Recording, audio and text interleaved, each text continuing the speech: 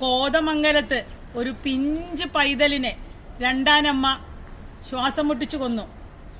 എറണാകുളത്ത് സ്വന്തം അമ്മയെ മകൻ കൊന്നു മുറ്റത്ത് കുഴിച്ചുമൂടി. ആലപ്പുഴയിൽ സ്വന്തം സഹോദരിയെ കൊന്നു മുറ്റത്ത് കുഴിച്ചുമൂടി. ഇതിൽ നിന്നൊക്കെ നമുക്കിപ്പോൾ എന്താ മനസ്സിലാകുക? ഒരു മെഗാ സീരിയൽ പരമ്പര, കൊലപാതക പരമ്പര.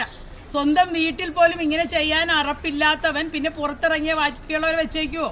ഇവിടുത്തെ നിയമത്തെ ആർക്കും പേടിയില്ല, ആർക്കും ആരെയും കൊല്ലാം എന്നൊരു മട്ടിലെത്തി കഴിഞ്ഞു.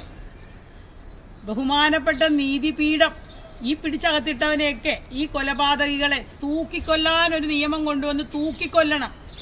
കത്തിപ്പടരുന്ന തീയിലൂടെ നടക്കാനും ചാടാനും എല്ലാവർക്കും പേടിയാണ്. എന്തുകൊണ്ടാണ്?